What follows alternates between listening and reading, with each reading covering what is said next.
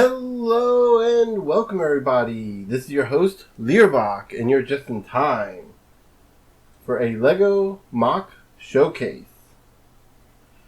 For the few of you out there who don't know what MOC is, it stands for My Own Creation. It's a term used in the LEGO community.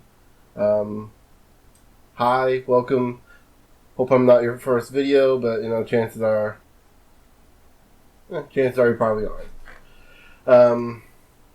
So what are we looking at here? Well, we're looking at the LEGO Atlas that I created. The Atlas Mech, to be specific. To be more specific, we're looking at the Atlas Charger variant. I've made a few different models of this, and the Atlas Charger was the first one I made in real life, the first one I made, period. Then I kind of retroactively made the base model, then all the other models out of that. So we're going to be going over the Atlas models as a whole, then going over the Charger, and in future videos, when I look at an Atlas, I will refer to you to this video to understand what the Atlas is as a whole, before we go in and talk about the little minute differences of the other Atlases. So, the Atlas is a mech. Duh. It says it in the video. And a little bit of backstory for this. For the longest time, I've been trying to find a way to get a little minifigure inside of a mech, custom built, and I did not want to... Let me see if I can find the... I did not want to use the little pre-built cockpit here that you can see from another mech here. I wanted to make like an actual cockpit and build a mech stuff around that, and it was just, for the longest time it was super hard to do because I just couldn't figure it out. Then I saw Mindbender's LEGO Phalanx, or Prometheus Phalanx, excuse me. I keep throwing LEGO in here, making it sound like I'm. Can you tell I'm new to this community? Sort of new to this whole thing here. So he made his Prometheus Phalanx, and I just kind of like looked at that and thought, oh, well, the way he did the cockpit was really unique and interesting, and so I tried to kind of mimic that a little bit in this design, and I think I kind of succeeded. I added a few more details in it to make it a little better. I'll definitely suggest you go and watch his video, and he even has his instructions on sale on a website that you can buy the instructions from. Definitely go and check those out. Check out all the stuff. He makes a lot of cool, like, little LEGO robots and mechs and stuff. But the Phalanx was the one I used to base the Atlas off of. So we'll go over the general design. So the Atlas has. Well, first of all, we're going to go into putting the pilot into the Atlas. So here's the cockpit, since it clearly wanted to come off. Every Atlas is kind of built the same, where they have this kind of base cockpit design. You have the way the legs and the arms are put together, and then they all just kind of combine together. So yeah, they all have this little piece in the back here. Did I put that on right? Yeah, I think I put that on right. No, I didn't.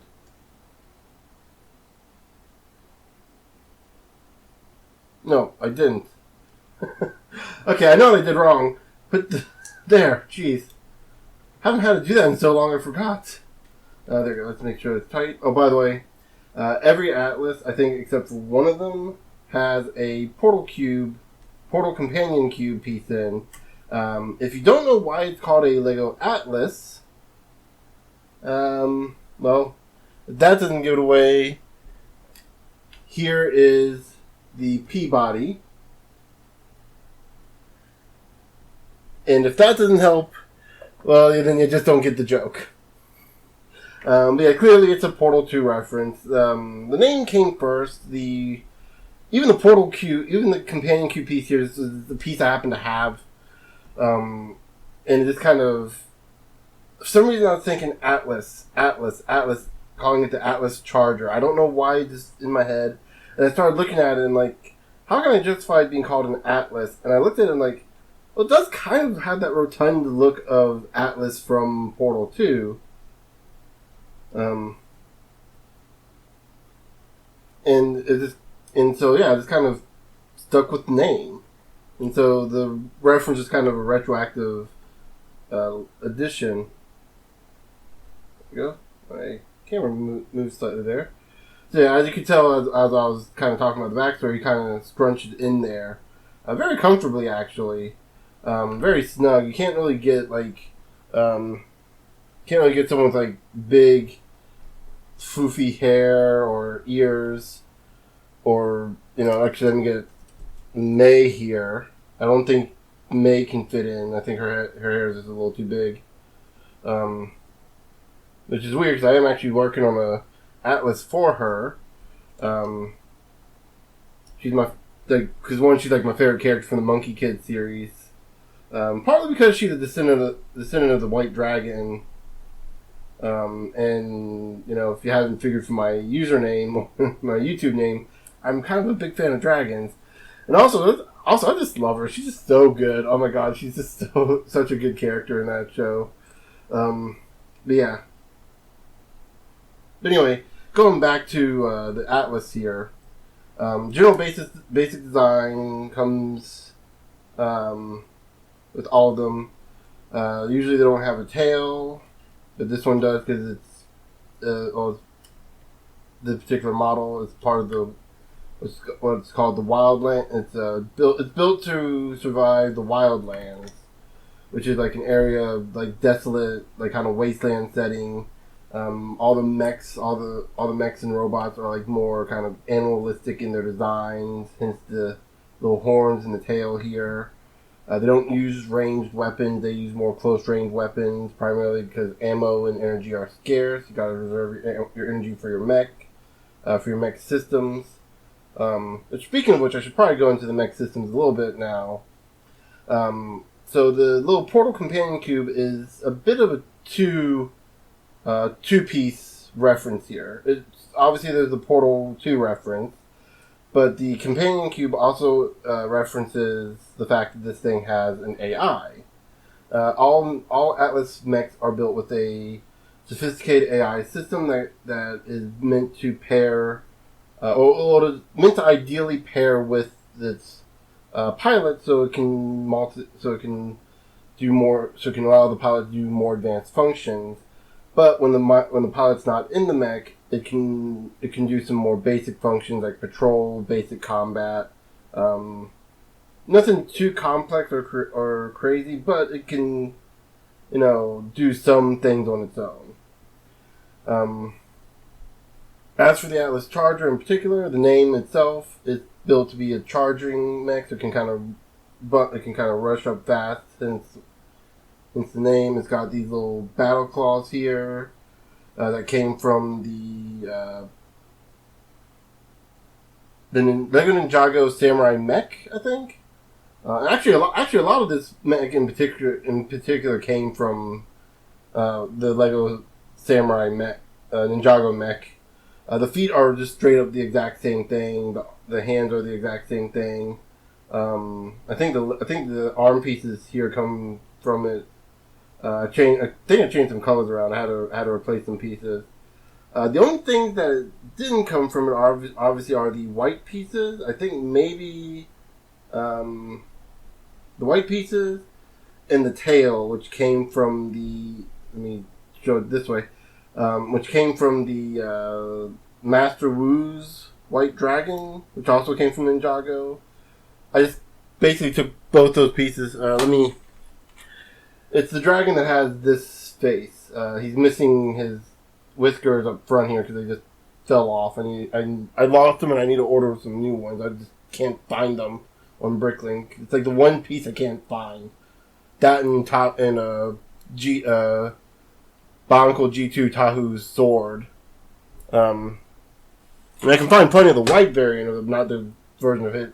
Anyway, enough rambling on that. But yeah, so most of this came from those two mechs. The sword is different. It was originally from the Mech, but went from the Samurai Mech sword, but I lost the blade. I eventually found it again, but at this point I'd already given the Atlas its new sword, a fire fire energy sword, because this is kind of thing with like lightsaber with like some sort of like crystal or some crystal energy, giving it its power. Actually, probably more. Actually, it's more elemental energy, elemental crystals, as opposed to like force sensitive. As opposed, guess you could say it's kind of the same dynamic. Well, actually, hold on, no, because the sword, the logic of the sword is still work in progress. I'm still even deciding whether or not the sword has a blade, like an energy blade or a physical blade.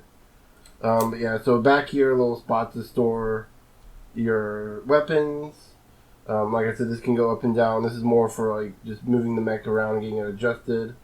Once you squeeze everything together, you can just kind of readjust things as you need. Very easy to do. But yeah, there's not much more I can say about the Atlas, except it's one of my favorite mechs one of my favorite Lego things I've made.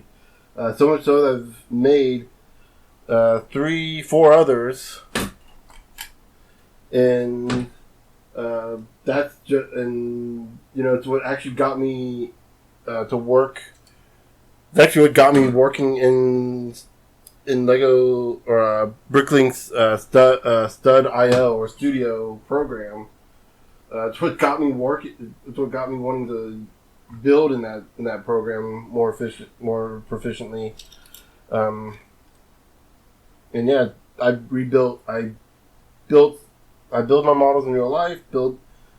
Export them, rebuild them in Studio, and then just make variants of them until I get tired. But I can I love that program because I can use it to buy the pieces too if I need to.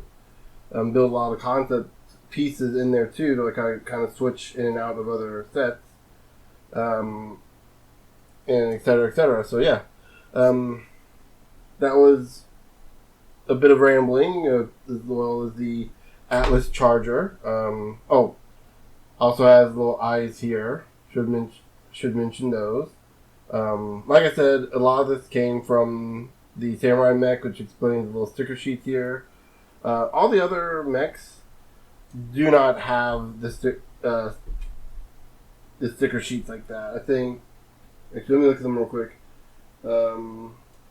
Yeah, all the others have like tampografs on them, except for one which does have a sticker on it, but that's not in the. None of them have anything in the middle. They just have the whatever pieces I could use at the time, but they just have like black pieces in here, which is supposed to represent the screen, the window sort of thing. I guess you could say kind of a mouth. Because one of the things of the Atlas is it kind of has this kind of mouthy look. Very much reminds me of Gurren Lagann in terms of their Beastman mech, where everything kind of has a mouth and they can talk their mechs, when they talk, they move their mech's mouth open up and down, and a lot of them have their body is the mouth, which I always thought was kind of cool. That was kind of a really cool concept. And so it kind of worked out for me that I kind of built these with a lot of these slope pieces to give it that same kind of look. So yeah, it also works. It also helps that my first one is a Wildlands mech. So yeah, it kind of fits that animalistic look in a way. So yeah. With all that said, that's been the Atlas Charger, and I will see you guys later.